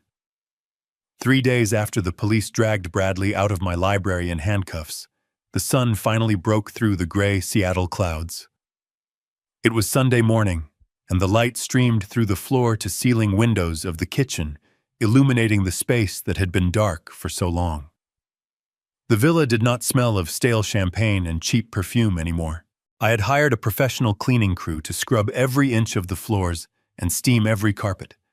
They had hauled away the gaudy modern furniture Monica had ordered, and I had brought my old leather armchairs back down from storage. The house felt like itself again. It felt like home. I sat at the kitchen island drinking a cup of black coffee, watching my grandson. Toby was sitting across from me wearing new pajamas printed with rocket ships. He was eating blueberry waffles with a focus and intensity that broke my heart. For the last 3 days, he had eaten every meal as if he were afraid it would be his last. The trauma of the attic was still there, lurking behind his eyes, but every hour he spent in the light pushed the shadows a little further back. Grandpa Toby asked, pausing with a forkful of waffle halfway to his mouth. Are we going to the park today? I smiled. We can go wherever you want, Toby. We can go to the park. We can go to the zoo. We can go to the moon if you want to build a rocket. He giggled, a sound that was music to my ears. We cannot go to the moon, Grandpa. We need spacesuits. Then we will buy spacesuits, I said. It was a simple moment, a quiet breakfast between an old man and a boy, but it felt like a victory greater than any skyscraper I had ever built. I had my family back. I had my dignity back. The nightmare of the last 5 years was finally over. Or so I thought.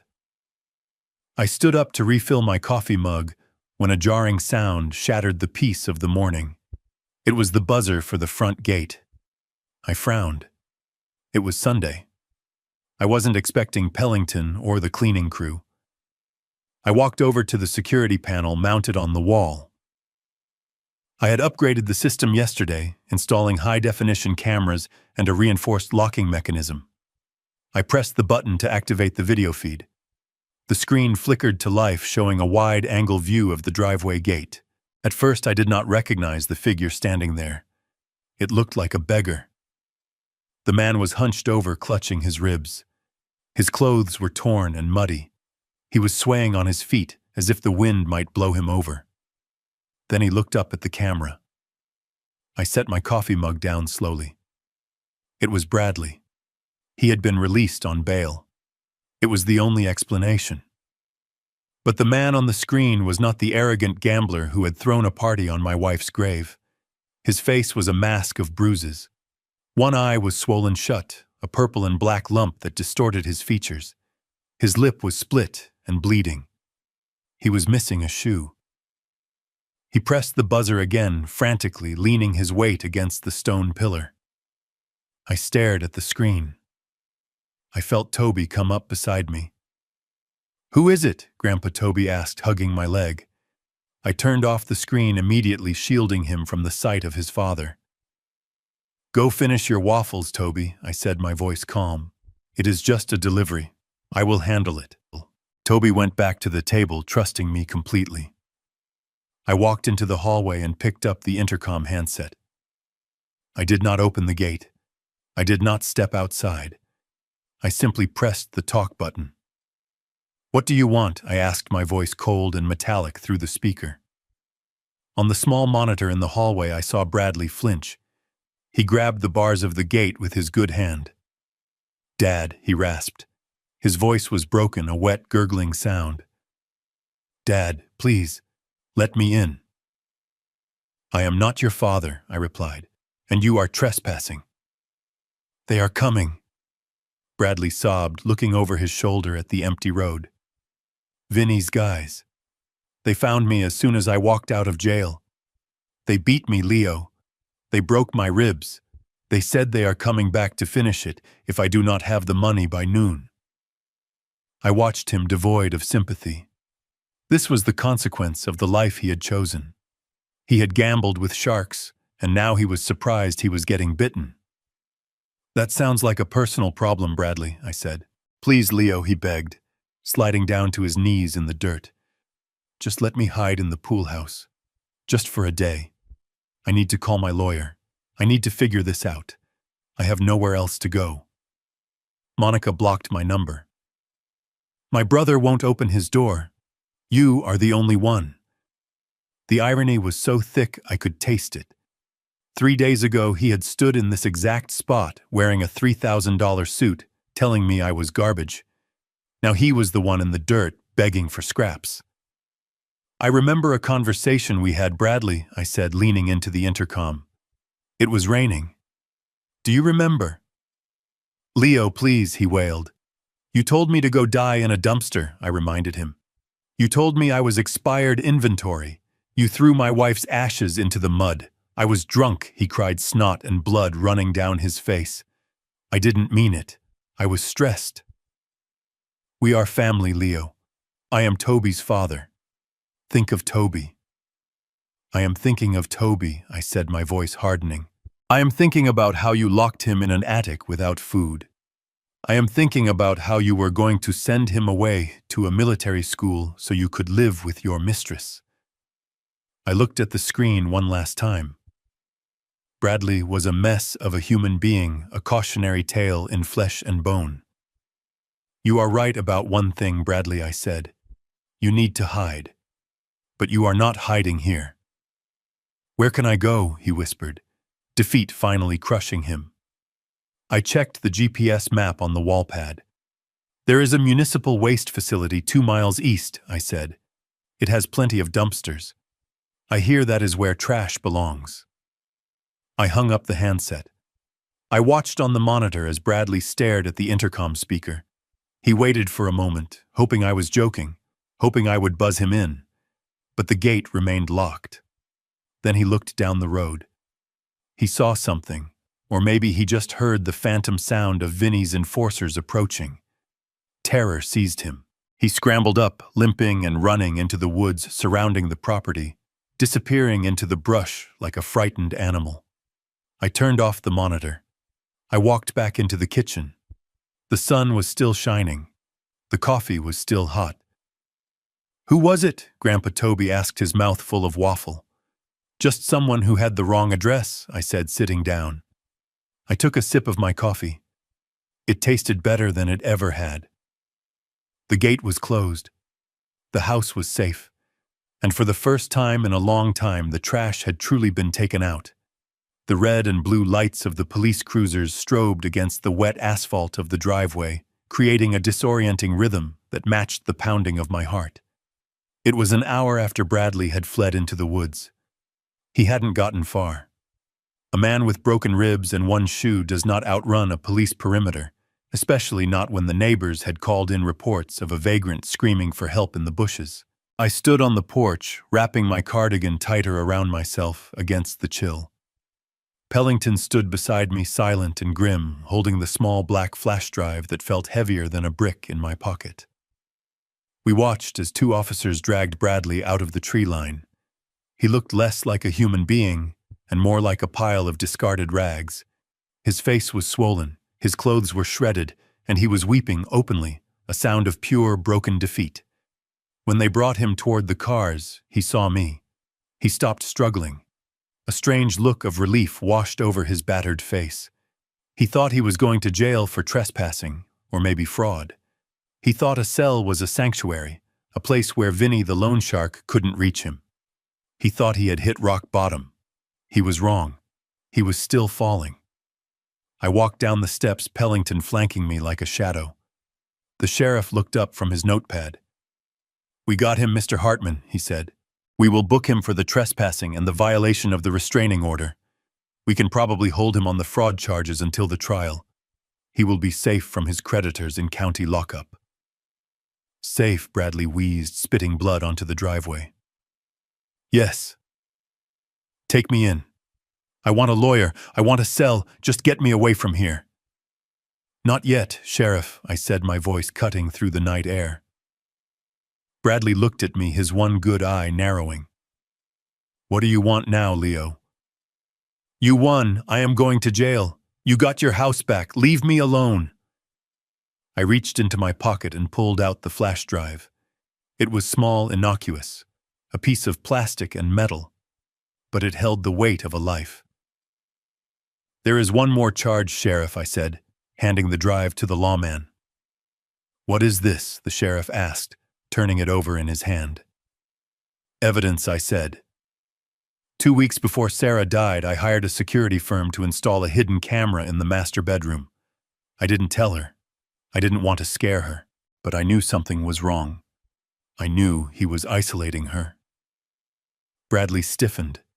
The relief on his face evaporated, replaced by a dawning horror that was far deeper than his fear of the loan sharks.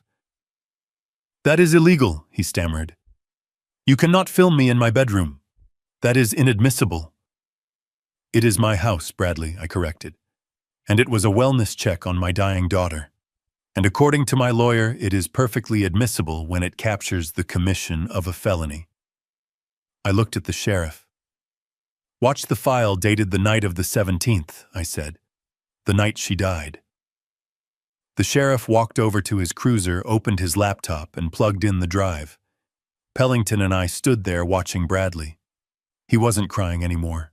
He was shaking violently, a tremor that started in his knees and rattled his teeth. He knew what was on that video. He had lived it. I had watched it only once.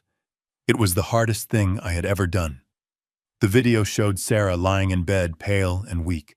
It showed her gasping for air, clutching her chest, her heart monitor beeping erratically. And it showed Bradley. He wasn't sleeping. He wasn't in the bathroom. He was sitting in the armchair in the corner of the room. He was wearing noise-canceling headphones. He was watching a football game on his tablet. When the monitor started alarming a high-pitched warning that her heart was failing, Bradley looked up. He didn't rush to her side. He didn't call 911. He didn't press the emergency nurse call button. He stood up. He walked over to the bed.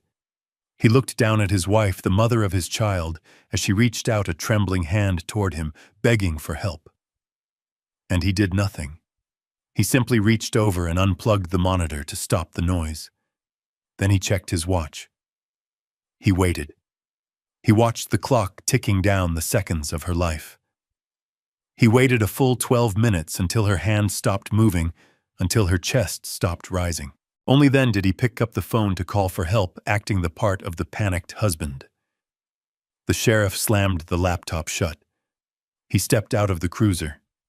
His face was pale, his jaw set in a line of fury that made him look terrifying.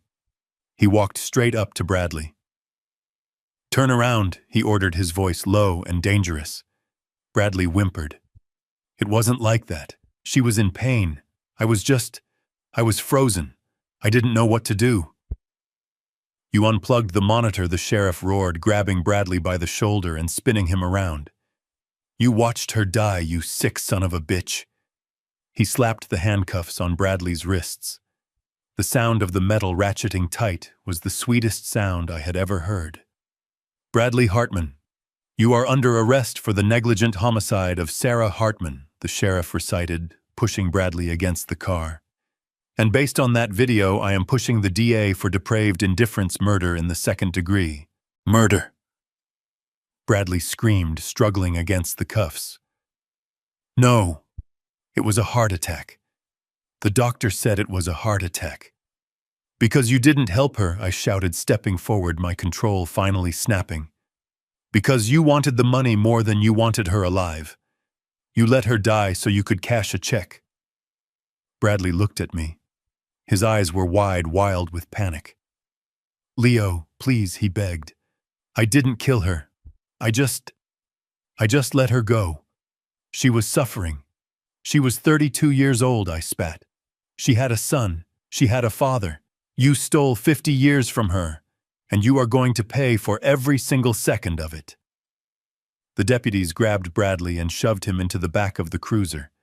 He didn't go quietly. He started screaming a high-pitched wail of absolute despair. I am not a murderer, he shrieked, kicking at the windows. I am a businessman. It was a business decision. Those words hung in the air, toxic and revealing. A business decision. My daughter's life was just a line item on his balance sheet, a liability he had decided to liquidate. The sheriff turned to me. He looked shaken. I am sorry you had to see that, Mr. Hartman, he said softly. We have him. With that video, he is never getting out. No bail, no plea deals. He is going to die in prison. I looked at the car where Bradley was still thrashing against the cage like a trapped rat. Good, I said. The convoy of police cars began to move. The lights flashed against the trees, casting long shadows that seemed to reach out for the car, dragging it down the hill toward the hell that awaited him. I watched until the taillights disappeared around the bend. The silence returned to the villa. The crickets chirped. The wind rustled the leaves. It was over. The man who had terrorized my family, who had starved my grandson, who had killed my daughter, was gone. He was stripped of his money, his home, his freedom, and his name. He was nothing now, just a number in a system. I felt a hand on my shoulder. It was Pellington. Are you okay, Leo? He asked. I took a deep breath, inhaling the scent of the rain-washed air. The knot in my chest, the one that had been there since the funeral, finally began to loosen. No, I said honestly. I am not okay. I lost my little girl. I looked up at the second-floor window where a small light was burning. Toby was asleep up there, safe in his bed, no longer locked in the dark. But I will be, I added. I turned and walked back into the house, closing the heavy door behind me, locking out the night and the past. I had a grandson to raise. I had a legacy to rebuild. And for the first time in a long time, the house didn't feel empty. It felt safe.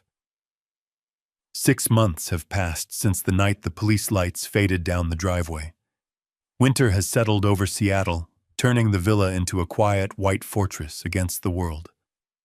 I am sitting in the library, in the same leather chair where I watched Bradley try to sell my home. But the room does not smell of fear and cheap cologne anymore. It smells of pine wood burning in the hearth and hot cocoa.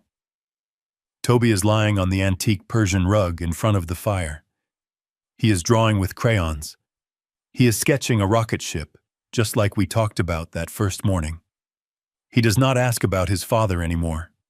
The child psychologists say it is a trauma response, a way of protecting himself, but I think it is something else. I think he knows deep down that the chaos is gone. He sleeps through the night now. He laughs. And every time he looks at me with those eyes that are so much like his mother's, I feel a sense of purpose that is stronger than any concrete foundation I ever poured. People ask me if I enjoy the victory. They ask if I feel satisfied knowing Bradley is serving 25 years to life in a maximum security prison. They ask if I smile knowing that he lost everything. But satisfaction is a cheap emotion. It burns out fast like a match. What I feel is something deeper and heavier. I feel peace.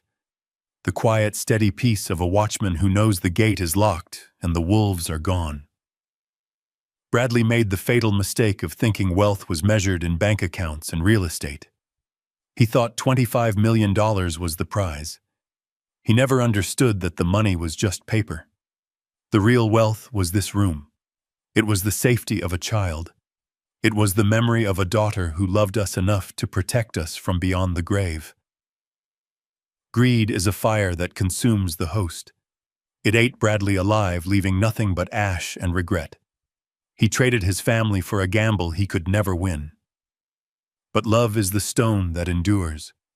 It is the wall that stands when the storm comes. I stand up and walk over to the window.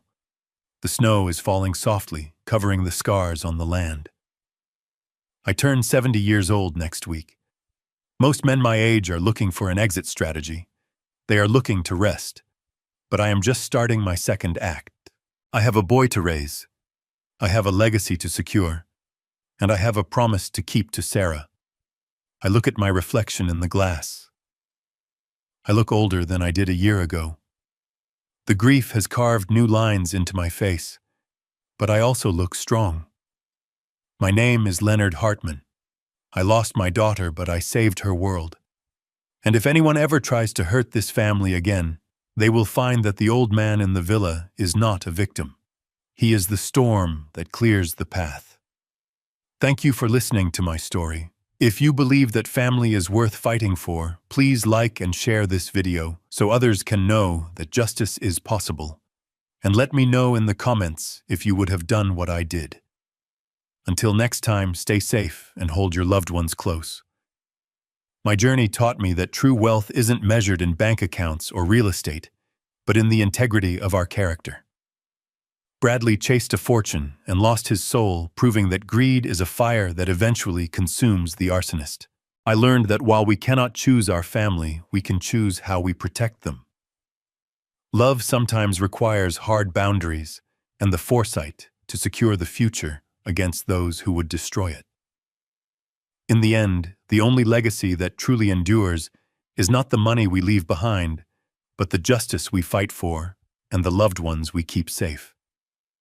If you believe that karma always catches up to the greedy, hit that like button and subscribe for more stories of justice served cold.